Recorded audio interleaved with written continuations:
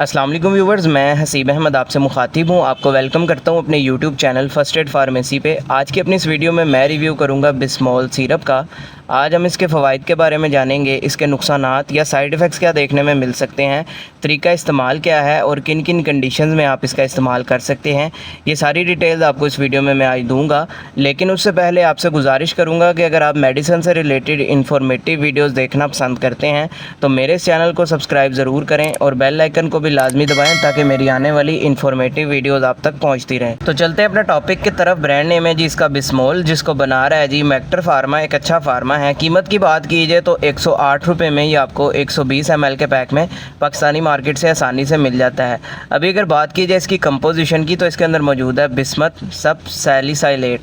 अब ये बेसिकली है क्या, इसका इस्तेमाल जो किया जाता है एंटी डायरियल के तौर पर, यानी अगर आपको लूज़ मोशन हो जाते हैं, या इसके अलावा एंटासिड प्रॉपर्टी भी रखता है ये, यानी आपके मैदे की तेज़ाबियत को कम करने के लिए भी इसका इस्तेमाल किया जाता है। अब जिन कंडीशन में इसका सबसे ज़्यादा इस्तेमाल किया जा रहा होता है उसमें पहले नंबर पर आ जाता है डायरिया। डायरिया से भी मुराद ये है कि जब आपका पेट ख़राब हो जाता है किसी इन्फेक्शन की वजह से, या बाज़-औक़ात कोई खाने पीने में ऐसी चीज़ खा लेते हैं जिसकी वजह से आपको लूज़ मोशन हो जाते हैं, डायरिया हो जाता है, तो इस तरह की कंडीशन में इसका इस्तेमाल किया जा रहा होता है। इसके अलावा इंडाइजेशन, यानी जब आपको बदहज़मी होती है किसी वजह से, जब आप कोई खाने पीने में ऐसी चीज़ खा लेते हैं और वो ठीक से हज़म नहीं हो पाती, जिसकी वजह से फिर आपको सीने में जलन होती है, मैदे में जो है वो तेज़ाबियत ज़्यादा होती है, जलन होती है वहाँ पे बदहज़मी की वजह से, तो इस तरह की कंडीशन में भी इसका इस्तेमाल हो रहा होता है। इसके अलावा अपसेट स्टमक से भी यही मुराद कि आपके मैदे में जब तेज़ाबियत ज़्यादा होती है उसकी वजह से फिर मैदे में दर्द होती है, फिर पेट में भी दर्द होती है, इसके साथ साथ फिर आपको जो है उल्टी मतली होना स्टार्ट हो जाती है। तो इस तरह की कंडीशंस को ट्रीट करने के लिए इसका इस्तेमाल करवाया जाता है। अब बात कर लेते हैं इसके नुकसानात की। तो इसके नुकसानात में आपको कब्ज़ हो सकती है, आपके पखाने का रंग जो है वो डार्क हो सकता है,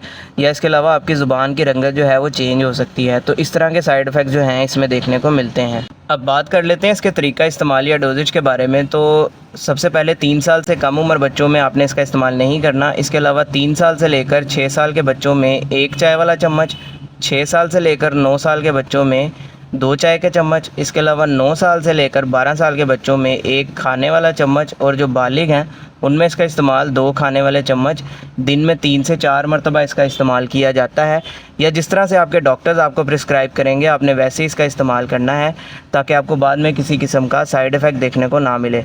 तो ये सारी डिटेल थी जी बिस्मॉल सिरप के हवाले से। उम्मीद है आपको पसंद आई होगी। इससे रिलेटेड कोई सवाल हो कमेंट सेक्शन में आप मुझसे पूछ सकते हैं। अपना ख्याल रखिएगा। अल्लाह हाफ़िज़।